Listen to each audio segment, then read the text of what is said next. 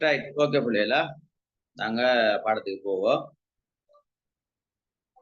Right, இன்றைக்கு நாங்க படிக்கிற பாடம் பிள்ளைகள் முக்கியமான தலைப்பு. நான் இன்றைக்கு பிள்ளைகள் நாங்க ஏற்கனவே படிச்ச வேண்டிய பாடம். ரைட், நாங்க ஏற்கனவே படிச்ச மாதிரியா நிறைய பாடங்கள் படிச்சிருக்கிறோம். இஸ்லாம்டா என்ன, இஸ்லாத்துடைய சிறப்பம்சங்கள், அதே மாதிரி பிரபஞ்சம் பற்றிய இஸ்லாமிய கண்ணோட்டம், இவ்வாறு விஷயங்கள்லாம் படிச்சிருக்க பிள்ளைகள். இந்த அடிப்படையில நீங்க பாஸ் பேப்பர்ல பாத்தீங்கன்னா பாஸ் பேப்பர் கட்டாயம் எல்லாத்தையும் இருக்கணும். பாஸ் பேப்பருமா கட்டாயம் எல்லாத்தையும் இருக்கணும் பிள்ளைகள்.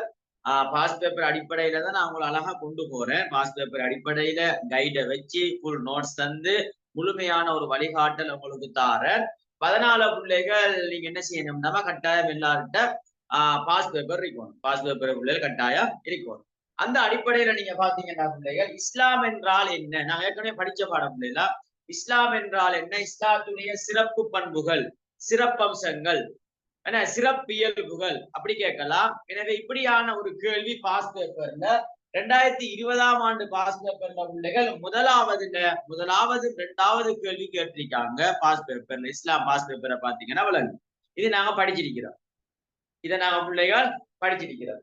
அதே மாதிரி பிள்ளைகள் பிரபஞ்சம் பற்றிய இஸ்லாமிய கண்ணோட்டம், நாங்க போன கிளாஸ்ல படிச்சது பிரபஞ்சம் பற்றிய இஸ்லாமிய கண்ணோட்டம் என்ற கேள்வி நாங்க படிச்சிருக்கிறோம். எனவே பிள்ளைகள் அதுவும் பாஸ் பேப்பர்ல 2014ஆம் ஆண்டு பாஸ் பேப்பர்ல 1வது கேள்வி வந்திருக்கு. அதை நாங்க படிச்சுட்டோம். சரிதா பிள்ளைகள்? அதே மாதிரி பிரபஞ்சம், மனிதன், வாழ்வு, இந்த 3 தலைப்பை ஒட்டுமொத்தமாக சேர்த்து பிரபஞ்சம், மனிதன், வாழ்வு என்கின்ற இந்த 3 தலைப்பை ஒட்டுமொத்தமாக சேர்த்து 10 மார்க்ஸுக்கு என்ன செஞ்சிருக்காங்க பிள்ளைகள். 2020ஆம் ஆண்டு 2வது கேள்வி 10 மார்க்ஸுக்கு கேட்டிருக்காங்க. எனவே நாங்க அதைத்தான் ஒவ்வொன்றாக படிச்சுட்டு வாரோம். ஏற்கனவே பிரபஞ்சம் பற்றி படிச்சோம். திரும்ப நாங்க இன்றைக்கு நாங்க மனிதன் பற்றிய இஸ்லாமிய கண்ணோட்டம் படிக்க போறோம். திரும்ப வாழ்வு பற்றிய இஸ்லாமிய கண்ணோட்டத்தை படிப்போம். திரும்ப பிள்ளைகள் ஏனைய சமயங்களை படிப்போம். நல்லா விளையக்கணும் பிள்ளைகள். முக்கியமான விஷயம் என்னன்னா, ஒரு 10 மார்க்ஸுக்கு பிள்ளைகள் உங்களுக்கு 10 மார்க்ஸுக்கு உங்களுக்கு உதாரணமாக பிரபஞ்சம் பற்றிய இஸ்லாமிய கண்ணோட்டம் என்று ஒரு 10 மார்க்ஸுக்கு வந்திருக்குன்னு வச்சுக்கணும். நல்லா ஞாபகம் வச்சுக்கணும் பிள்ளைல. 10 மார்க்ஸுக்கு வந்தா என்ன செய்யணும்னா, பிரபஞ்சம்னா என்னன்னு அறிமுகம் எழுதணும். அதோட சேர்த்து பிள்ளைகள் ஒரு 5 பாயிண்ட்ஸ் எழுதணும் இஸ்லாமிய கண்ணோட்டத்தை. அதோட சேர்த்து பிள்ளைகள் ஏனைய சமயங்களுடைய கருத்தையும் அதுல டச் பண்ணணும். கேட்பாங்க கேள்வி பிரபஞ்சம் பற்றிய இஸ்லாமிய கண்ணோட்டம். 10 மார்க்ஸுக்கு வந்தா பிள்ளைகளா, 10 மார்க்ஸுக்கு வந்தா என்ன செய்யணும்டா, இந்த சந்தர்ப்பத்துல நாங்க ஏனைய சமயங்கள் அவங்க கேட்காட்டியும் சில கேள்விகள் அப்படி வரும். பிரபஞ்சம் பற்றிய இஸ்லாமிய கண்ணோட்டத்தை ஏனைய சமயங்களோடு என்ன செய்யுங்க ஒப்பிடுகண்டு வரும். அப்படி கேட்டா இஸ்லாமிய கண்ணோட்டத்தையும் எழுதுவோம், ஏனைய சமயங்களையும் எழுதுவோம். ஆனா பிள்ளைகள் சில டைம்ல பிரபஞ்சம் பற்றிய இஸ்லாமிய கண்ணோட்டம், மனிதன் பற்றிய இஸ்லாமிய கண்ணோட்டம் என்று நல்ல ஞாபகம் வச்சுக்கணும். இப்படி 10 மார்க்ஸுக்கு வந்தா நீங்க என்ன செய்யணும்னா, இஸ்லாமிய கண்ணோட்டம் என்ற விஷயத்தை 5 பாயிண்ட்ஸ் எழுதிட்டு ஏனைய சமயங்களுடைய சில ஒரு 3 கருத்துக்கள் அப்படி மேலதிகமான விஷயங்களை பிள்ளைகளை கட்டாயம் நீங்க அதுல சொல்ல வேண்டும். இதை மறந்துட வேண்டாம். அந்த விஷயம் டச் பண்ணுவோம். 10 மார்க்ஸுக்கு வந்தாமா கட்டாய பிள்ளைகள் என்ன செய்யணும்னா, இஸ்லாத்தின் கண்ணோட்டத்தை எழுதுறதோட ஏனைய சமயங்களுடைய கருத்தையும் கீழே டச் பண்ணணும். இஸ்லாமிய கண்ணோட்டத்தை ஃபெஸ்டிக் எழுதலாம், அல்லது நீங்க ஏனைய சமயங்களுடைய கருத்தை ஃபெஸ்டிக் எழுதிட்டு கீழே இஸ்லாமிய கண்ணோட்டம் என்ற விஷயத்த எழுதணும். ஞாபகம் வச்சுக்கொள்ளுங்க பிள்ளைகள். நான் சொன்ன விஷயம் எல்லாம் கிளியராமா உங்களுக்கு? கொஞ்சம் மைக் ஆன் பண்ணி பேசுங்கம்மா. ஓ சார். ரைட், ஓகே பிள்ளைகளா. அந்த கேள்வி சிஸ்டங்கள்ல பாஸ் பேப்பர் அடிப்படையில் அழகா சொல்லியிருக்கிறேன். முதலாவது மீட்ல என்னென்ன கேள்விகள் பாஸ் பேப்பர்ல வந்திருக்கின்ற விஷயத்த அழகா உங்களுக்கு கிளியர் பண்ணி தந்திருக்கிறேன். ஏற்கனவே அந்த விஷயங்களை படிப்பிச்சும் இருக்கிறேன். இன்றைக்கும் நான் ஒரு தலைப்பை படிப்பிக்க போறேன். எனவே பிள்ளைகள் அதை நீங்க நல்லா கவனமாக கேட்டுக்கொள்ளுங்க. இந்த பாடம் முடிய வாழ்வு படிப்போம். வாழ்வு முடிய ஏனைய சமயங்களை பத்தி படிப்போம்.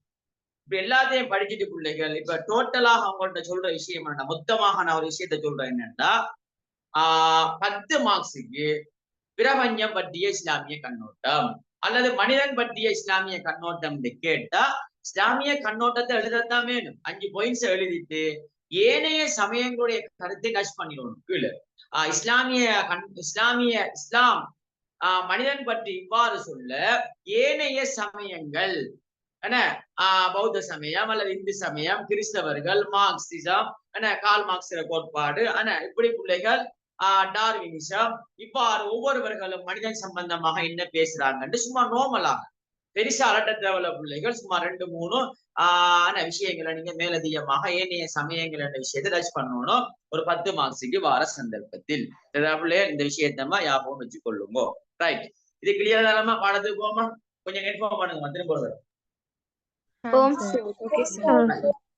ரைட், ஓகே பிள்ளைகளா.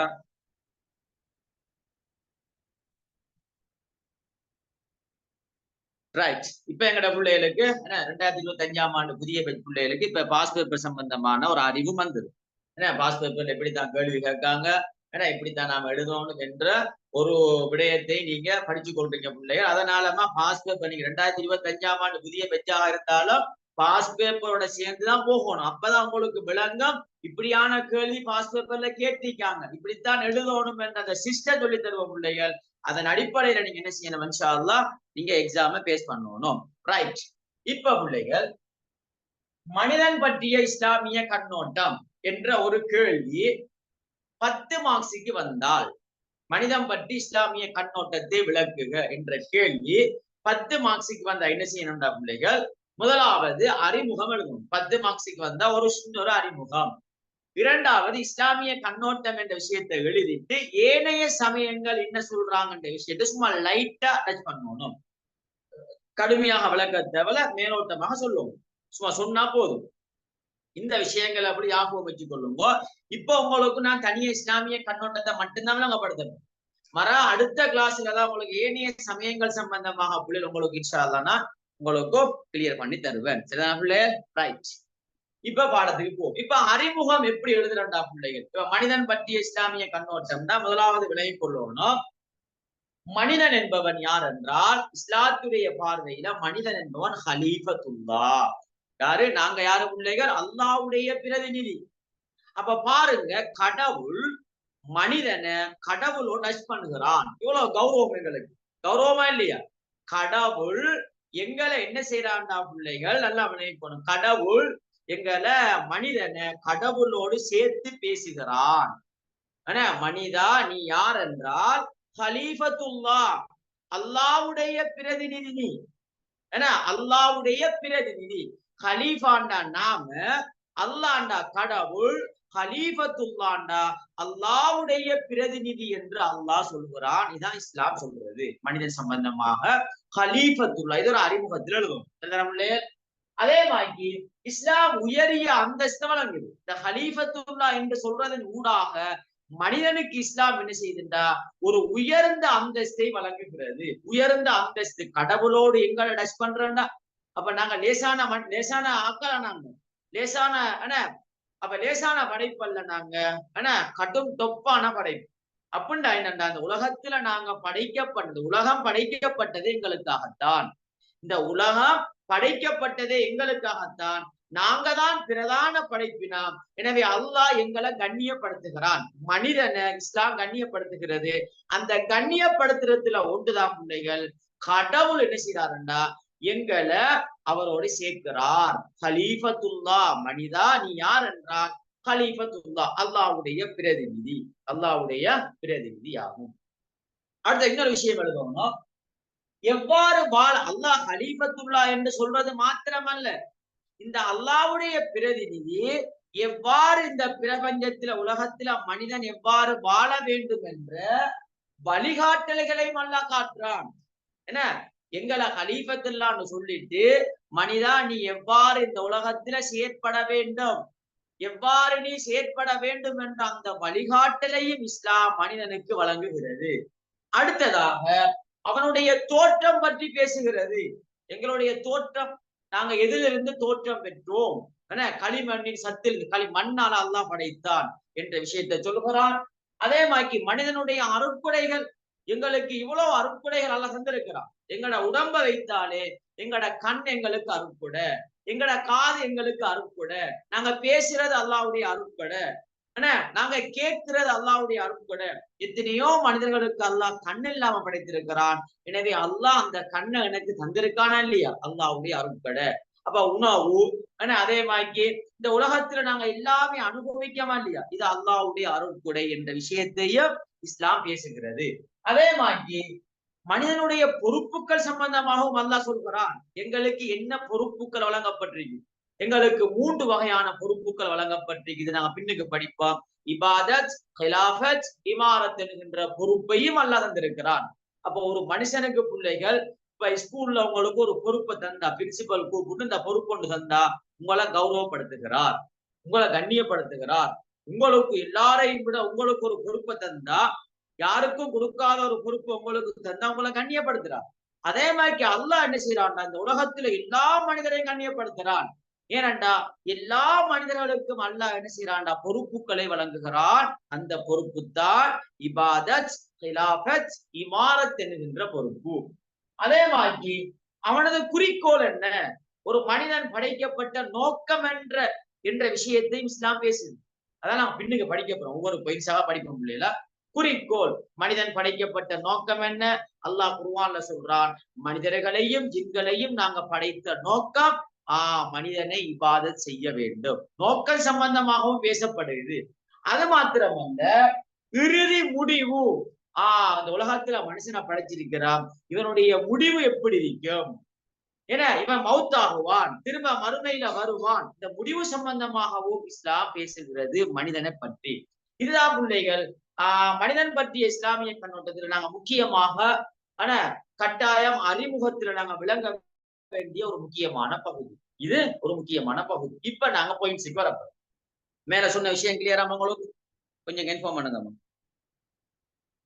மேல சொன்ன விஷயம் ஓகே பிள்ளை? சார் இதெல்லாம் அறிமுகத்துக்கு மட்டுமா கொடுக்குறா? அறிமுகம் தான் 10 மார்க்ஸுக்கு, அறிமுகத்துக்கு வந்தா 10 மார்க்ஸுக்கு வந்தா பிள்ளைல 10 மார்க்ஸுக்கு வந்தாமா இது எல்லாத்தையும் நான் சொன்னது உங்களுக்கு கொடுப்பத கூடுதலான விளக்கம் சொல்ற என்னதுக்குண்டா பிள்ளைகள், நீங்க அந்த விளங்கும் விஷயத்தை விளங்கி நீங்க என்ன செய்யறா, இதை சுருக்கி ஒரு 3 வரியில, ஒரு 4 வரியில அல்லது 3 வரியில ஒரு அறிமுகம் பண்ண எழுதணும். இது பிள்ளைகள் 10 மார்க்ஸுக்கு தான் எழுதுறது. 10 மார்க்ஸ் அல்லது 8 மார்க்ஸுக்கு வந்தா 4 மார்க்ஸுக்கு எல்லாம் நீங்க அறிமுகம் எழுதுறது இல்ல. ஆனா 10 மார்க்ஸுக்கு சின்ன ஒரு அறிமுகம் ஒன்று எழுதும். இதை நீங்க சுருக்கி நோவலாக ஒரு 3 வரியில 4 வரியில எழுதினா போதும். சரியாமா? Okay sir. ரைட். மற்ற எல்லா பிள்ளையும் கிளியர் ஆகுமா? Okay sir. ரைட். ஓகே பிள்ளைகளா, ரைட். மைக் ஆஃப் ஆக்குறேன்னா 10 மார்க்ஸுக்கு தான் பிள்ளைகள் அறிமுகம் எழுதணும். அதை மட்டும் ஞாபகம் வச்சுங்க. 10 மார்க்ஸுக்கு தான் முக்கியமாக அறிமுகம் எழுதணும். அதுக்கு தான் உங்களுக்கு 1 மார்க்ஸ் அல்லது 2 மார்க்ஸ் வழங்கப்படும். மற்றபடிக்கு போய் 4 மார்க்ஸுக்கெல்லாம் 6 மார்க்ஸுக்கெல்லாம் அந்த கேள்வியை நீங்க ஒரு அறிமுகமாக எழுதி விடலாம். என்ன கேள்வி கேட்காங்களோ அந்த கேள்வியை ஒரு அறிமுகம். இஸ்லாத்துடைய சிறப்பம்சங்களை விளக்கு கண்டு கேட்டா இஸ்லாத்துடைய சிறப்பம்சங்களாக என்று அந்த கேள்வியே ஒரு அறிமுகமாக எழுதி கீழே ஆன்சர் பண்றது. சில அதனுடைய சிஸ்டங்களை உங்களுக்கு பின்னுக்கு கிளாஸ் போக போக சில முக்கியமான தகவல்களை சொல்லி தருவேன். ரைட். இன்னும் நிறைய விஷயங்கள் இருக்குமா, ஒவ்வொரு கிளாஸ் போக போக ஒவ்வொரு நுணுக்கங்களை சொல்லி தருவேன். அந்த அடிப்படையில நீங்க எக்ஸாம ஃபாலோ பண்ணுங்க பிள்ளை. இன்ஷா அல்லாஹ் எல்லாரும் எக்ஸாம்ல நல்ல ரிசல்ட் எடுக்கலாம். ரைட். இப்ப பிள்ளைகள் பிரபஞ்சம் பற்றிய இஸ்லாமிய கண்ணோட்டம் பொதுவாக பிள்ளைகள் 10 மார்க்ஸ் வந்தா 10 மார்க்ஸுக்கு வந்தா 5 பாயிண்ட்ஸ் கட்டாயம் எழுதுவோம். எத்தனை பாயிண்ட்ஸ் பிள்ளைகள்? 5 பாயிண்ட்ஸ் எழுதணும். 5 பாயிண்ட்ஸ் எழுதி விளக்கும். ஏன்னா 4 மார்க்ஸுக்கு வந்தா அந்த அளவுக்கு விளக்கம் இல்லை. 4 மார்க்ஸுக்கு வந்தா 4 பாயிண்ட்ஸ் எழுதி ஒவ்வொன்றையும் சும்மா ஒரு 3 வரியில, ஒரு 3 வரிக்குள்ள சும்மா நார்மல், அதாவது சாட விளக்கணும். அவ்வளவுதான், கூடுதலாக விளக்குறல்ல. ஒவ்வொன்றையும் அந்த பாயிண்ட்ஸ் அப்படியே விளக்கிட்டு வந்து ஒரு 2-3 வரிக்குள்ள விளக்கினா போதும். அவ்வளவுதான் 4 மார்க்ஸ். ஆனா 10 மார்க்ஸுக்கு வந்தா பிள்ளைகள் பாயிண்ட்ஸை எழுதி அதை நீங்க என்ன செய்யணும்டா பிள்ளைகள், விளக்க வேண்டும். அதாவது 4-5 வரிக்குள்ள என்ன செய்யணும், அதை அழகான முறையில நீங்க விளக்கி எழுத வேண்டும். ஆனா கட்டாயம் பிள்ளைகள், நான் ஏற்கனவே சொல்லியிருக்கிறேன், இஸ்லாத்தின் கண்ணோட்டம் என்ற ஒரு கேள்வி வந்தா அங்க குர்ஆன் வசனத்தை முக்கியத்துவப்படுத்த வேண்டும் என்ற விஷயத்தை மறக்க வேண்டாம். ஏன்னா இஸ்லாத்தின் கண்ணோட்டம் என்று கேட்கலாம். இஸ்லாத்தின் பார்வை என்றும் கேட்கலாம், இஸ்லாத்தின் நோக்கு என்றும் கேட்கலாம், இஸ்லாத்துடைய எண்ணக்கரு என்றும் கேட்கலாம். இந்த நாளும் ஒரே கேள்விதான். கேள்வி மயக்கமாக கேட்கலாம். பாஸ் பேப்பர்ல இஸ்லாத்தின் கண்ணோட்டம் என்றுதான் கேட்டிருக்காங்க. சில டைம்ல உங்களுக்கு வரலாம் இஸ்லாத்தின் பார்வை அல்லது இஸ்லாத்தின் நோக்கு அல்லது இஸ்லாத்தின் எண்ணக்கரு, பிரபஞ்சம் பற்றிய இஸ்லாத்துடைய எண்ணக்கருவை ஆராய்க அப்படின்னு கேட்கலாம். எல்லாம் ஒரே விஷயம் தான் இல்லையா? எல்லாம் ஒரே கேள்விதான். எனவே இஸ்லாத்துடைய பார்வை, நோக்கு, எண்ணக்கரு, இந்த கேள்வி எல்லாத்துக்கும் குர்ஆன் வசனத்தை முக்கியத்துவப்படுத்த வேண்டும். ஒவ்வொரு பயிற்சியிலையும் குர்ஆன் வசனத்தை நீங்க முக்கியத்துவப்படுத்த வேண்டும் என்ற விஷயத்த மறக்க வேண்டாம். சின்ன சின்ன குர்ஆன் வசனம் தான், அதை பாடமாக்கி அந்த வசனத்தை எழுதி சாட சின்ன ஷோர்ட் விளக்கம் உண்டு. அவ்வளவுதான் பிள்ளைகளா. ரைட். இப்ப பிள்ளைகள் ஒவ்வொன்றையும் பார்ப்போம். இஸ்லாம் மனிதன் பற்றிய இஸ்லாமிய கண்ணோட்டத்துல முதலாவது பாயிண்ட் என்னண்டா பிள்ளைகள், மனிதனுடைய தோற்றம் பற்றி இஸ்லாம் பேசுகிறது. மனிதனுடைய தோற்றம், நாங்க எங்க இருந்து தோற்றம் பெற்றோம், எதிலிருந்து நாங்க உருவாக்கப்பட்டோம் என்று அல்லாஹு தஆலா குர்ஆன்ல தெளிவாகவே சொல்கிறார். எனவே இந்த குர்ஆன் வசனத்தை எழுதி இதுக்கு ஒரு ஷோர்ட்டான விளக்கம், ஒரு 2 வரியில விளக்கம், அவ்வளவுதான். சரிதான? என்ன? அல்லாஹ்வினால் களிமண்ணின் சத்திலிருந்து மனிதன் படைக்கப்பட்டான். அப்ப எங்க எல்லாருக்குமே தெரிஞ்ச விஷயம், மனிதன் எண்ணத்தால படைக்கப்பட்டான், மண்ணால படைக்கப்பட்டான். மலக்குகள் ஒளியினால் படைக்கப்பட்டார்கள். இது எங்களுக்கு வளமையாக தெரிஞ்ச விஷயம் உண்டு. எனவே மனிதன் பற்றிய இஸ்லாமிய கண்ணோட்டத்துல முதலாவது என்னண்டா பிள்ளைகள், மனிதனுடைய தோற்றம் பற்றி இஸ்லாம் பேசுகிறது. மனிதனை நாங்கள் மண்ணால் படைத்தோம். மனிதனுக்கு ஒரு பிரத்யேகமான ஒரு படைப்பு ஒன்று இருக்குது, பிரத்யேகமான ஒரு மூலப்பொருள் ஒன்று இருக்குது. எனவே பிள்ளைகள், மனிதனை நாங்கள் களிமண்ணின் சத்திலிருந்து படைத்தோம் என்று இஸ்லாம் சொல்கிறது, குர்ஆன் பேசுகிறது. குர்ஆன் சொல்றதுதான் இஸ்லாம் சொல்கிறது என்று சொல்றோம். குர்ஆன் ஹதீஸ் தான் இஸ்லாம். எனவே இஸ்லாம் சொன்னா குர்ஆன் ஹதீஸ், குர்ஆன் ஹதீஸ் சொன்னா இஸ்லாம், எல்லாம் ஒரே விஷயம்தான். இது முதலாவது பாயிண்ட். இரண்டாவது, உலகுக்கு அல்லாஹ்வால் அறிவூட்டப்பட்ட நிலையில் மனிதன் அனுப்பி வைக்கப்பட்டுள்ளான். மனிதன் அல்லாஹ் சும்மா அனுப்பல்ல. அல்லாஹ் என்ன செஞ்சான்டா பிள்ளைகள், நல்லா ஞாபகம் வச்சுக்கணும். ஆதம் அலைஹிஸ்ஸலாத்தை அல்லாஹ் படைச்சானா இல்லையா? அவர்தான் முதல் மனிதர். அவரை படைத்து இந்த உலகத்தில் அவரை அனுப்புகின்ற போது இந்த உலகத்துடைய எல்லா பொருட்களுடைய பெயர்களையும் ஆதமுக்கு அல்லாஹு தஆலா கற்றுக் கொடுத்தான். ஆதம் அலைஹிஸ்ஸலாத்துக்கு இந்த உலகத்தில் இருக்கிற எல்லா பொருட்களுடைய பெயர்களையும் அல்லாஹ் கற்றுக் கொடுத்தான்டா. என்ன விளங்குதுண்டா? மனிதனை அல்லாஹு தஆலா உலகுக்கு அல்லாஹ்வால் அறிவூட்டப்பட்ட நிலையில்தான் மனிதன் இந்த உலகத்தில் பிறக்கிறான். உலகுக்கு அல்லாஹ்வால் அறிவூட்டப்பட்ட நிலையில் அனுப்பி வைக்கப்பட்டுள்ளான். அப்ப அல்லாஹு தஆலா எங்களை சும்மா அனுப்பல்ல, மனிதனுக்கு அந்த அறிவுன்ற விஷயத்தை கொடுத்திருக்கிறார். அதுக்கு ஆதாரமாக குர்ஆன் வசனம் வருது. அல்லாஹ் ஆதம் அலைஹிஸ்ஸலாத்தை படைச்சிட்டு சும்மா அனுப்பல்ல உலகத்துல, அவருக்கு இந்த உலகத்துடைய இந்த பொருட்களுடைய பெயர்கள் எல்லாத்தையும் அல்லாஹ் கற்றுக் கொடுத்தான். அந்த அறிவோடுதான் அனுப்பினான் என்ற விஷயம்தான் இரண்டாவது மனிதன் பற்றிய இஸ்லாமிய கண்ணோட்டத்துல முக்கியமான விஷயம். நிறைய பாயிண்ட்ஸ் இருக்கு, 8, 9 இப்படி நிறைய பாயிண்ட்ஸ் இருக்குமா? நீங்க எந்த பாயிண்ட்ஸையும் எழுதலாம், ஆனா 5 பாயிண்ட்ஸ் கட்டாயம் எழுத வேண்டும். 5 பாயிண்ட்ஸ் கட்டாயம் எழுதி விளக்க வேண்டும். அடுத்த பிள்ளைகள், மனிதன் ஏற்கனவே சொன்னது அறிமுகத்துல, மனிதன் அல்லாஹ்வுடைய பிரதிநிதி என்ற தகுதியை பெறுகின்றான். அவனுக்கு ஒரு தகுதி இருக்குது, அவனுக்கு ஒரு பெயர் இருக்குது, அவனுக்கு ஒரு கண்ணியம் இருக்குது. இஸ்லாம் சொல்லுது, மனிதா நீ சும்மா சாதாரணமான ஆள் அல்ல, மனிதா நீ சும்மா சாதாரணமான மனுஷன் அல்ல. நீ யாருன்னு தெரியுமா? நீ யாருண்டா? கலீஃபத்துல்லாஹ், என்ற பிரதிநிதி. நீ என்ற பிரதிநிதி என்று சொல்லி அல்லாஹ் எங்களை கண்ணியப்படுத்துறான். அல்லாஹ்வுடைய பிரதிநிதி. எவ்வளவு கௌரவம் எங்களுக்கு, எவ்வளவு எங்களுக்கு கண்ணியம். எங்களோட பக்கத்துல அல்லாஹ்வோட பேர் வாரத்தால எங்களுக்கு எவ்வளவு கண்ணியம். கண்ணியமா இல்லையா பிள்ளை? நாங்களும் தானே உதாரணமாக பிள்ளைகள், இப்ப நாம என்ன செய்வோம்டா, ஒரு ஜனாதிபதி அல்லது ஒரு மினிஸ்டர் வார டைம்ல நாங்க என்ன செய்வோம், பக்கத்துல போய் போட்டோ எடுக்கிறியா இல்லையா? ஏன் எடுக்கிறேன்டா, அவங்களோட நின்றோன்னு எங்களுக்கு ஒரு இந்த கண்ணியம் மாதிரி. அப்ப இது உலக விஷயங்கள். அப்ப அல்லாஹ் எங்களோட பேரை கலீஃபத்துல்லாஹ், அல்லாஹ்வுடைய பிரதிநிதி, இவ்வளவு கண்ணியம். கடவுளே எங்களோடு பக்கத்துல இருக்கிறான், எங்களுக்கு பக்கத்துல கடவுளே இருக்கிறான். கலீஃபத்துல்லாஹ் என்று சொல்கிறான், அல்லாஹ்வுடைய பிரதிநிதி என்று சொல்றான்டா, இவ்வளவு கண்ணியம். மனிதனை இஸ்லாம் கண்ணியப்படுத்துகிறது ஹலீஃபத்துல்லா என்று சொல்லி. இதுதான் மனிதன் பற்றிய இஸ்லாமிய கண்ணோட்டம். மனிதன் பற்றிய இஸ்லாமிய கண்ணோட்டம். அடுத்ததாக பிள்ளைகள், மனிதனானவன் தனித்துவமான படைப்பு மூலத்தை கொண்டவன். அவனுக்குண்டு தனியா ஒரு மூலப்பொருள் ஒன்று இருக்குது. ஆனா ஏனைய படைப்பினங்களுக்கு இல்லாத ஒரு தனித்துவமான ஒரு மூலப்பொருள் ஒன்று மனிதனுக்கு இருக்கா இல்லையா பிள்ளைகள்? அதுதான் களிமண். அல்லாஹு தஆலா மலக்குகளை ஒளியினால் படைத்தான், அது வேற டிபார்ட்மெண்ட். எங்களுக்கு ஒரு தனித்துவமான ஒரு ஸ்பெஷல் இருக்குதா இல்லையா? அதுதான் களிமண்.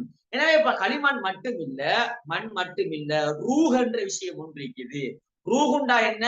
அல்லாஹ் உயிரை தாரது யார்? எங்களுக்கு உயிரை தாரது யாரு?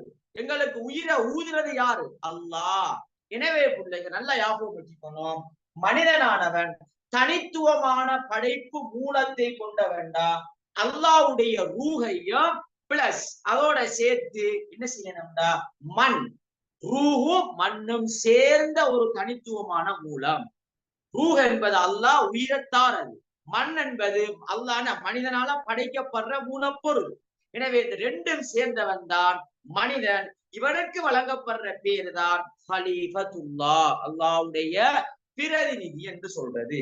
அதுதான் பிள்ளைகள், மனிதனானவன் தனித்துவமான படைப்பு மூலத்தை கொண்டவன் என்ற விஷயம் வரும். ரைட், இந்த சொன்ன விஷயம் எல்லாம் விளங்கிட்டாம கொஞ்சம் இன்ஃபார்ம் பண்ணுங்க. கிளியரா பிள்ளைகள்? பாயிண்ட்ஸ் எல்லாம் கிளியரா? சார் பாயிண்ட்ஸ் எழுவி குர்ஆன் வசனம் எழுவி அதுக்கு பிறகு அந்த குர்ஆன் வசனத்தை விளக்கினா போதும் தானே? குர்ஆன் எழுதி போட்டுமா அதுக்குரிய விளக்கத்தை ஷார்ட்டா தான் எழுதணும். குர்ஆன் வசனம் ஒரு சின்ன சின்ன குர்ஆன் வசனம் தானே பிள்ளைகள், ஒரு வரியில அல்ல 2 வரியில வரும். விளக்கமும் அதே மாதிரி ஒரு 2 வரிக்குள்ள விளக்கம் வந்தா போதும், 2-3 வரிக்குள்ள வந்தா போதும், அதுக்கு மேல போக தேவையில்லை. சரியா?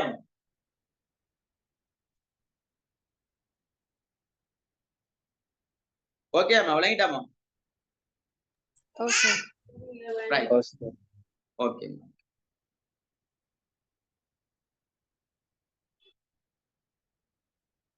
அடுத்தது பிள்ளைங்க என்னண்டா, அடுத்த விஷயம் என்னடா பிள்ளைகள், பிரபஞ்ச படைப்புகளில் மிகவும் அழகானவன் அல்லாஹ். பாருங்க பிள்ளை, இவ்வளவு அழகா நல்லா பசுந்தா மனுஷனை படைச்சிருக்கானா இல்லையா? சும்மா யோசிச்சு பாருங்க பிள்ளை, எங்கட கண்ணை கொண்டு போய் தலைக்கு பின்னுக்கு வச்சா போடுறீங்க என்ன? எங்கட 2 கண்ணையும் கொண்டு போய் பிள்ளைகள் பின்னுக்கு தலைக்கு பின்னுக்கு வச்சா போடுறீங்க? அழகா இருக்காது. அப்ப அல்லாஹ் பாருங்க மனிதனை இவ்வளவு அழகா சேப்பாக, இவடத்தை காது வரணும், இவடத்தை சும்மா சாதாரணமா பிள்ளை ஒரு கண் மட்டும் வந்தா போடுறீங்க என்ன? நம்மட கண்ணை கொண்டு போய் நெத்தியில வச்சா போடுறீங்க என்ன? நம்மட மூக்கை கொண்டு போய் பின்னுக்கு வச்சா போடுறீங்க? இந்த சேப்பே இல்லாம இருக்கு. இப்ப பாருங்க அப்படியா, அல்லாஹ் ஒரு மனுஷன் சும்மா அழகா சட்டப்படியா ஏன்னா சேப்பா ஒழுங்கா அழகா படைச்சிருக்கானா இல்லையா? எனவே மனிதன் பற்றிய இஸ்லாமிய கண்ணோட்டத்துல அல்லாவும் அழகானவன், அல்லாவால் படைக்கப்பட்ட படைப்பும் அழகானது. அப்ப அல்லாவால் படைக்கப்பட்ட ஒரு படைப்பு தான் மிக பிரதானமான படைப்பு தான் மனிதன். அவனை அல்லாஹ் அழகாக படைத்து கண்ணியப்படுத்துகிறான். அப்ப பாரு, இவ்வளவு அழகா எங்களை படைச்சிருக்கானா இல்லையா பிள்ளைகள்? எந்த இடத்துல எதை வைக்கணுமோ அந்த இடத்துல வச்சிருக்கிறான் என்ன? அப்ப ஒரு இடத்தை சும்மா பிராக்டிக்கலா நீங்க சும்மா யோசிச்சு பாருங்க. இந்த மூக்கை கொண்டு அப்படியே எடுத்துனாங்க, இந்த மூக்கை அப்படியே எடுத்து பிள்ளைகள் சேஜரி பண்ணி எடுத்து பின்னுக்கு வைக்க, தலைக்கு பின்னு வச்சா அப்படி யோசிச்சு பாருங்க எப்படி என்ன? வைக்க இயலாது என்ன? வச்சா அல்லாஹ்வுடைய படைப்பை மாற்ற போனீங்கன்னா அந்த அழகென்ற விஷயம் வராது. அந்த அழகென்ற விஷயம் எப்ப வரும்டா, அது அல்லாஹ் படைக்கிறதுல அழகு இருக்குது. எனவே இஸ்லாத்துடைய கண்ணோட்டம், மனிதன் பற்றிய இஸ்லாமிய கண்ணோட்டத்துல மனிதன் என்பவன் பிரபஞ்ச படைப்புகளில் மிகவும் அழகானவன், நல்ல பசுந்தானவன், நல்ல நீட்டானவன் என அவன் சுத்தமாக இருக்க வேண்டும், அழகாக இருக்க வேண்டும், நேர்த்தியாக இருக்க வேண்டும். அல்லாஹ் அழகானவன், அழகை விரும்புகிறான் என்ற அடிப்படையில மனிதன் அல்லாஹ் செஞ்சிருக்காண்டா அழகான முறையில படைத்திருக்கிறான் என்பது மனிதனுடைய இஸ்லாம் பற்றிய கோட்பாடு. இது 5வது பாயிண்ட்ஸ். மேலதிகமாக இன்னொரு பாயிண்ட்ஸ் எழுதியிருக்கிறார். இது என்ன பாயிண்ட்ஸ்? இது ஒரு தனி கேள்விக்கு வார விஷயம். அல்லாஹ் எல்லாத்தையும் சொல்லிட்டான். என்னதை சொல்லிட்டான்? மனிதன் அழகானவன், அவன் ஹலீஃபத்துல்லா என எல்லாம் சொல்லிட்டு கடைசி அல்லாஹ் சொல்றான் முக்கியமான விஷயம் உண்டு. மனிதா, உன்னை எல்லாத்தையும் தந்திருக்கிறேன், எல்லாத்தையும் அழகா படைச்சிருக்கிறேன், எல்லா அருட்கொடைகளை தந்திருக்கிறார். உனக்கொண்டு தனித்துவமான ஒரு மூலப்பொருளை கொண்டு உன்னை படைத்திருக்கிறார். எல்லாம் நான் செஞ்சிருக்கிறேன். ஆனால் உனக்கு இன்னும் கண்ணியப்படுத்துற, உன்னை இன்னும் கண்ணியப்படுத்தப்படும். எப்படின்னா இன்னும் சில பொறுப்புகளை தரப்படணும். பொறுப்புகளை தாரது என்பது ஒரு கண்ணியமா இல்லையா? அல்லாஹ் 3 வகையான பொறுப்பை தரப்பறான். அப்ப கேள்வி வரும். எப்படின்னா தனி கேள்வி வரும். மனிதன் பற்றிய இஸ்லாமிய கண்ணோட்டத்துல ஒரு பொய்சாகவும் வரும். பொய்சாக எழுதுகின்ற போது கடுமையாக விளக்கக்கூடாது, சும்மா நோமலா எழுதணும். ஆனால் தனிய ஒரு கேள்வி கேட்கின்ற போது இதை நீங்க விவரமாக விளக்கமாக எழுத வேண்டும். என்ன கேள்விண்டா பிள்ளைகள்? மனிதன் அல்லாஹ்வுடைய பிரதிநிதி என்ற வகையில் அவனுடைய கடமைகள் அல்லது பொறுப்புகள் என்னன்னு கேட்டா இது ஒரு தனி ஸ்பெஷலான கேள்வி. இது எத்தனை மார்க்ஸ் கேட்கலாம்? என்ன இபாதத், ஹிலாஃபத், இமாரத். இபாதத், ஹிலாஃபத், இமாரத் என்கின்ற 3 வகையான பொறுப்புகளை இஸ்லாம் என்ன செஞ்சிருக்கிறார்? எங்களுக்கு தந்திருக்கிறது. 3 வகையான பொறுப்பு. அப்ப கேள்வி நல்லா விளையணுமா? திரும்பவும் சொல்றேன். மனிதன் அல்லாஹ்வுடைய பிரதிநிதி என்ற வகையில் அவனுடைய பொறுப்புகள் என்ன, அல்லது மனிதன் அல்லாஹ்வுடைய பிரதிநிதி என்ற வகையில் அவனுடைய கடமைகள் என்ன என்று கேட்டா, முதலாவது கடமை இபாதத், இரண்டாவது கடமை ஹிலாஃபத், மூன்றாவது கடமை இமாரத். இந்த 3ஐயும் கூட இப்ப நான் விளங்கப்படுத்துறேன். அவதானமாக கேள்வி. சரியா? 3ஐயும் அழகா தலைக்குள்ள போடுறவங்களே 3ம் தான் என்னன்னு சும்மா அழகா உதாரணத்தோடு சொல்லித்தார நல்லா அழகா தலைக்கு எடுக்கணும். இப்ப பாஸ் பேப்பர்ல பாத்தீங்கன்னா பிள்ளைகள் இந்த இபாதத் சம்பந்தமான கேள்வி பாஸ் பேப்பர்ல அடிக்கடி வருது. உதாரணமாக 2016ஆம் ஆண்டு பாஸ் பேப்பர்ல 6வதுல முதலாவது கேள்வி வந்திருக்கிறது.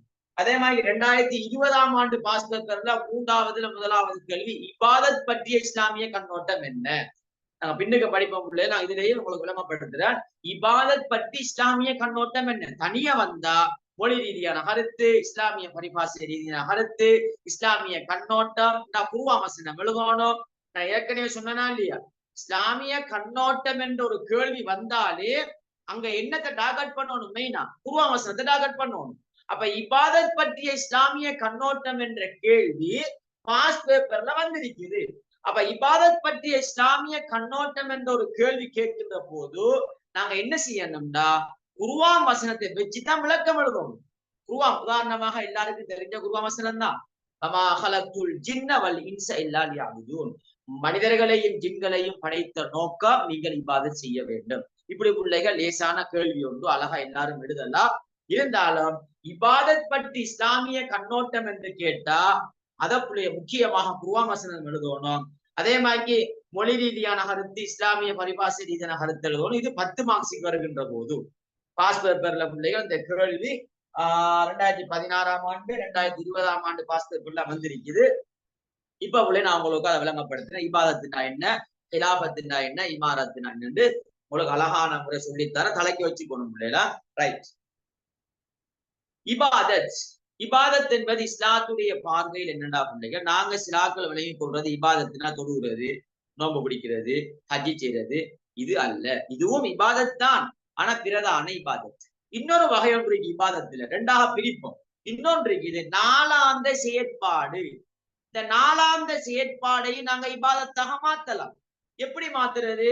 நாங்க படிக்கிறது, நாங்க தூங்குறது, நாங்க விளையாடுறது, நாங்க ஸ்கூலுக்கு போறது, என்ன இப்படி பிள்ளைகள் பாப்பா மாறு எங்கட பேரண்ட்ஸ் மாறு தொழிலுக்கு போவாங்க, வியாபாரத்துக்கு போவாங்க. இதே நாளாந்த செயற்பாடு. இதை எப்படி இபாதத்தாக மாத்துறன்னு கேட்டா இதையும் மாத்தலாம். இஸ்லாம் சொல்லுகின்ற பிரகாரம் வியாபாரம் செய்ய வேண்டும். வட்டி இருக்கக்கூடாது, மோசடி இருக்கக்கூடாது, பதுக்கல் இருக்கக்கூடாது, பொய் இருக்கக்கூடாது, என்ன மோசடி, இந்த விஷயம் எல்லாம் இல்லாம அந்த ஏனைய செயற்பாடை செஞ்சா இபாதத். தூங்குறது இபாதத், நாங்க படிக்கிறது இபாதத், ஸ்கூலுக்கு போறது என்பது ஒரு இபாதத். ஆனால் இந்த ஏனைய செயற்பாடுகளை நாங்க செய்கின்ற போது பிரதான இபாதத்துக்கு தடை இல்லாமல் செய்தால்தான் ஏனைய செயற்பாடுகள் இபாதத்தாக மாற்றப்படும். உதாரணமாக தூங்குறது இபாதத். இப்ப சுபம் இல்லாம தூங்குறோம், இப்ப இதுவும் இபாதத் அல்ல, அதுவும் இபாதத் இல்ல, ஒரு இபாதத்தும் இல்ல, ஒரு நன்மையும் இல்லை. ஏனென்றா பிரதான இபாதத்துக்கு தடையாக தூக்கம் இருக்குது. அதனால 2 இபாதத் என்ற பட்டியலுக்குள்ள வராது. எனவே இபாதத் என்பது இஸ்லாத்துடைய கண்ணோட்டத்தில் என்னடா பிள்ளைகள், நாளாந்த செயற்பாடை இஸ்லாம் சொல்லுகின்ற பிரகாரம் நாங்கள் செய்ய வேண்டும். ஆனால் செய்கின்ற போது பிரதான இபாதத்துக்கு தடை இல்லாமல் செய்தால்தான் அதுதான் இஸ்லாத்தின் பார்வையில இபாதத் என்று சொல்வோம். இந்த விஷயத்தை தலைக்குள்ள அழகா வச்சுக்கொள்ளும். இது முக்கியமான ஒரு பாயிண்ட் உண்டு. இஸ்லாமிலே முக்கியமான பாயிண்ட். இன்ஷா அல்லாஹ் பின்னுக்கு பாடத்துல அது வரும். நிறைய பிள்ளைகள் பின்னுக்கு நாங்க படிப்போம். இருந்தாலும் இந்த இடத்துல நீங்க அந்த விஷயங்களை தெளிவாக விளங்கி கொள்ள வேண்டும். இது முதலாவது விஷயம். இபாதத்தின விளங்கிட்டா பிள்ளை என்னண்டு கிளியராமா?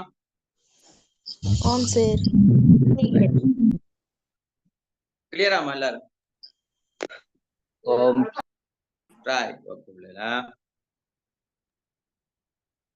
ரைட். இப்ப பிள்ளைகள் அடுத்தது கொஞ்சம் வெயிட் பண்ணுங்க, தண்ணி ஊற்ற.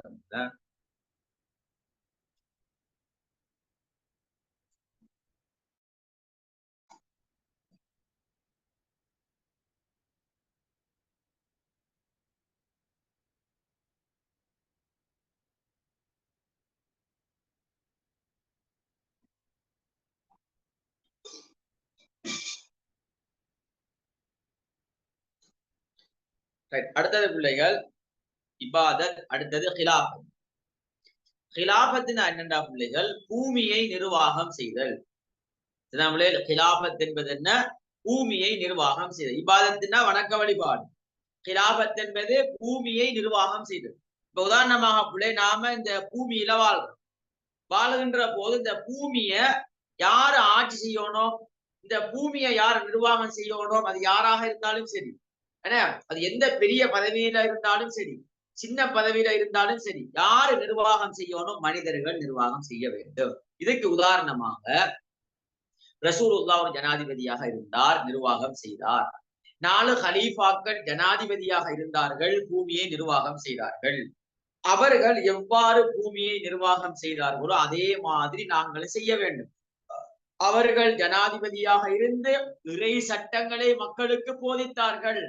இதே மாதிரி நான் ஒரு ஜனாதிபதியாக மாறினால், நான் ஒரு அமைச்சராக மாறினால், நான் ஒரு பள்ளி நிர்வாகியாக மாறினால், நான் ஒரு சமூகத்துக்கு ஒரு தலைவராக மாறினால், இப்ப என்ன செய்யணும்? நான் பூமியை நிர்வாகம் செய்கிறேன்.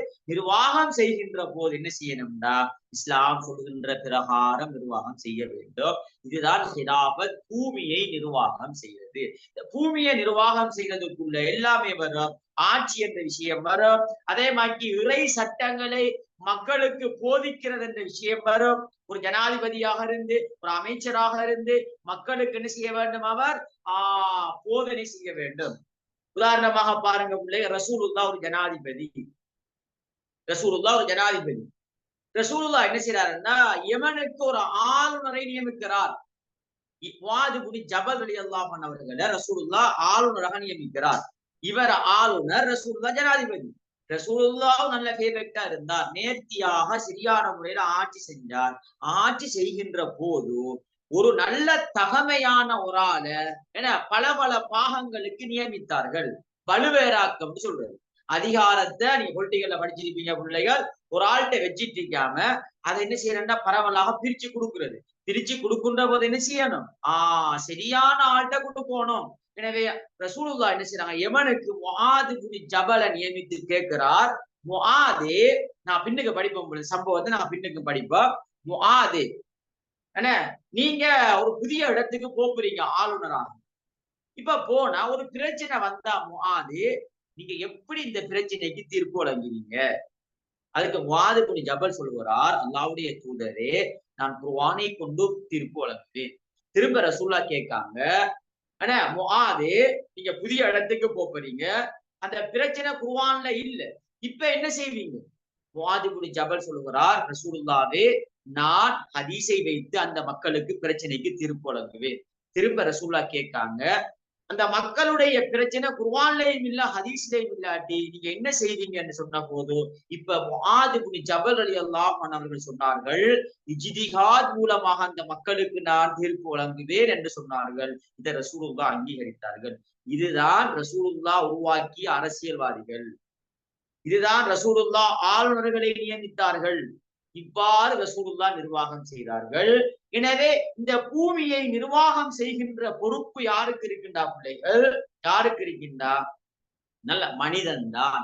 அப்ப மனிதன் ஆனா கலீஃபத்துல்லாஹ் என்கின்ற மனிதனுக்கு சுமத்தப்பட்டுள்ள பொறுப்புகள்ல இரண்டாவது பொறுப்பு தான் ஹிலாஃபத் என்கின்ற பூமியை நிர்வாகம் செய்கின்ற பொறுப்பை அவன் செய்ய வேண்டும். ஆனால் சரியான முறையில இந்த பொறுப்பை செஞ்சா சொர்க்கத்துக்கு போய்த்திரலாம். ஏண்டா 4 ஹலீஃபாக்களும் யாரு? ஜனாதிபதிமார்கள். ஹிஜ்ரி 11 தொடக்க 40 வரை ஆட்சி செஞ்சார்கள்.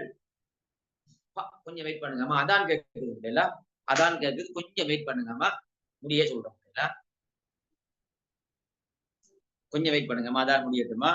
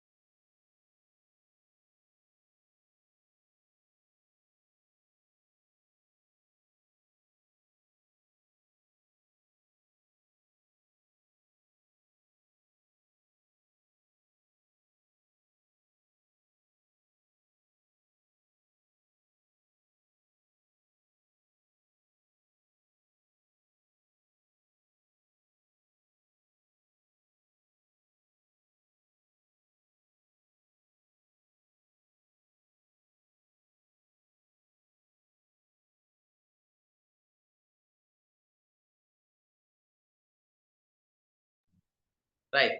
இப்ப பாத்தீங்கன்னா பிள்ளைங்க ரசூலுல்லாஹ் ஹிஜ்ரி 11 மௌத்தாரா. பாருங்க, இந்த ஹிலாபத் என்கின்ற பூமியை நிர்வாகம் செய்கின்ற பொறுப்பை நல்ல ஒழுங்காக நேர்த்தியாக பெர்ஃபெக்டா செஞ்சா பிள்ளைகள் இப்ப என்ன நடக்குதுன்னு பாருங்க. ஆனா அதுல பொதுபோக்காக இருந்தா நரகத்துக்கு போய்த்துருவோம்.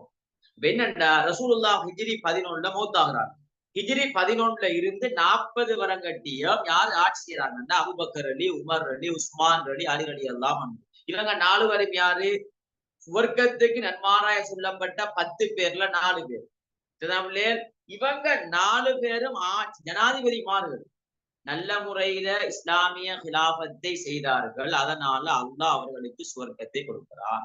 எனவே இதே மாதிரிதான் இந்த பூமியில நிர்வாகம் செய்கின்ற பொறுப்பு அல்லாஹ் மனிதனுக்கு கொடுக்கிறான். அந்த பொறுப்புள்ள பிள்ளைகள் அவர் பொடுபோக்காக கேலஸாக இருந்தால் நாளை மறுமையில் அல்லாஹ் சொல்றான், மனிதா இது பற்றி முழுமையாக விசாரிக்கப்படுவாய். ரசூலோட ஹதீஸ் இருக்குது, குல்லுக்கும் ராய் வ குல்லுக்கும் மஸ்ஊலுன் அன் ரஇயத்திஹி. ஒவ்வொருவரும் பொறுப்புதாரிகள், உங்களுடைய பொறுப்பை பற்றி நாளை மறுமையில் விசாரிக்கப்படுவீர்கள். அவர் ஜனாதிபதியாக இருந்தாலும் சரி, அமைச்சராக இருந்தாலும் சரி, பள்ளி நிர்வாகியாக இருந்தாலும் சரி, வீட்டு தலைவனாக இருந்தாலும் சரி, நீங்களாக இருந்தாலும் சரி, நீங்களும் பிள்ளைகள் நாளை மறுமையில வகை சொல்லத்தான் வேண்டும். இப்ப நீங்க பேரண்ட்ஸ் மாறுற சல்லில படிச்சிட்டு இருந்தாலும் உங்களோட பொறுப்பு என்னண்டா, உங்களோட பேரண்ட்ஸ் ஸ்கூல்ல அனுப்புற நோக்கம் என்ன, படிக்கிறது. இப்ப நீங்க படிக்காம பொடுபோக்காக இருந்தாலும் நாளை மறுமையில நீங்களும் வகை சொல்லத்தான் வேண்டும். சரிதானே? கொஞ்சம் வெயிட் பண்ணுங்க.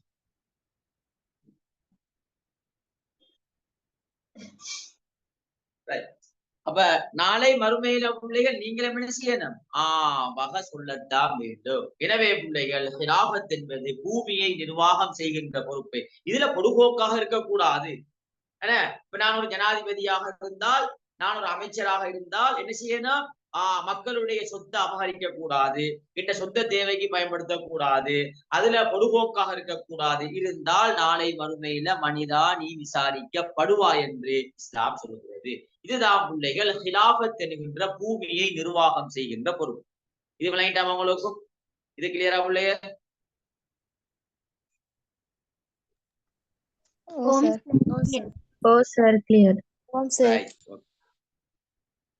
இப்ப பிள்ளைகள் அடுத்த மூன்றாவது இறுதியான பொறுப்பு என்னண்டா பிள்ளைகள், இமாரத். இந்த இமாரத்துக்குமா 3 சொற்களை பயன்படுத்தலாம் முக்கியமாக. பூமியை நிர்வாகம் செய்தல், பூமியை வளப்படுத்தல், சூழலை பாதுகாத்தல், சுற்றாடலை பாதுகாத்தல் என்ற பொறுப்பு. நல்லா ஞாபகம் வச்சுக்கணும். சூழலை பாதுகாத்தல், சுற்றாடலை பாதுகாத்தல், பூமியை வளப்படுத்தல். அப்ப இதுக்குள்ள சுகாதாரம் என்ற விஷயம் வரும், சுத்தம் என்ற விஷயம் வரும், மரம் நாட்டுதல் என்ற விஷயம் வரும், அதே மாதிரி டெங்கு ஒழிப்பு என்ற விஷயம் வரும், சிரமதானம் என்ற விஷயம் வரும். நாங்கள் ஒரு ஜோக்கெட் தின்றால் அதனை உரிய இடத்துல டஸ்ட்பின்ல போடுறது என்ற விஷயம் வரும். அதை நீங்க போடாம உரிய இடத்துல நீங்க டஸ்ட்பின்ல போடாம கேலஸாதான் பூமியை வளப்படுத்தல். இப்ப நீங்க ஒரு பொலித்தீன் எடுத்து என்ன செய்றீங்கன்னா பூமியில புதைக்கீங்க. இஸ்லாம் சொல்வது இதை புதைக்க வேண்டாம். ஏனென்றா இது பூமியை அசுத்தப்படுத்துகின்ற செயற்பாடு, பூமியை மாசுபடுத்துகின்ற செயற்பாடு. மனிதா நீ மட்டும் இந்த பூமியில வாழ்றல்ல, உனக்கு பின்னால இன்னும் நிறைய மக்கள் வாழும். அதுக்கு ஏற்ற மாதிரி நீ பூமியை வளப்படுத்த வேண்டும். அதனால பூமியை நாசம் செய்யக்கூடாது.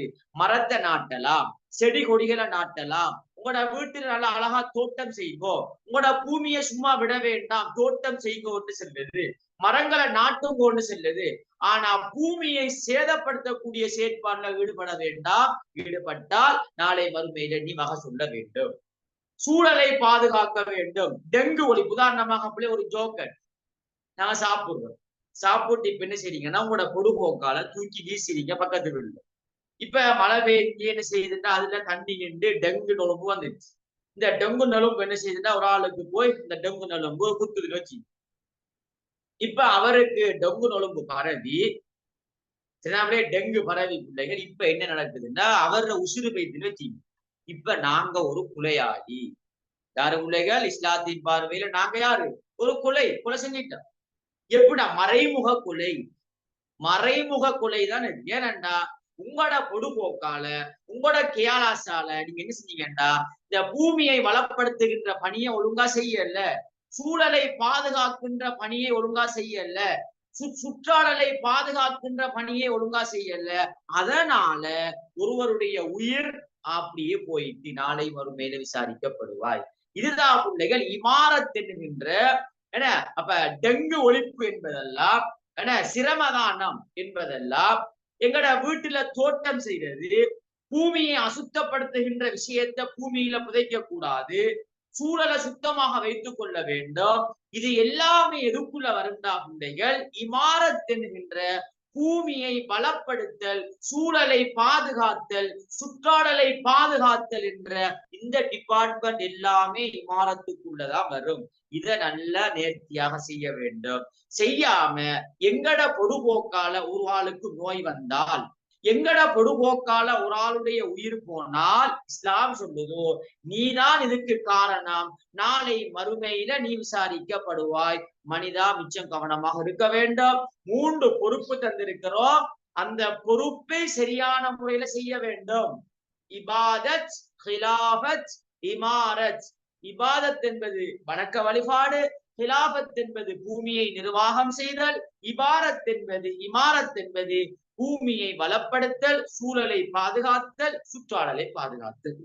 இது விளையாட்டா பிள்ளைகள் உங்களுக்கும்? இது கிளியராமா உங்களுக்கும்?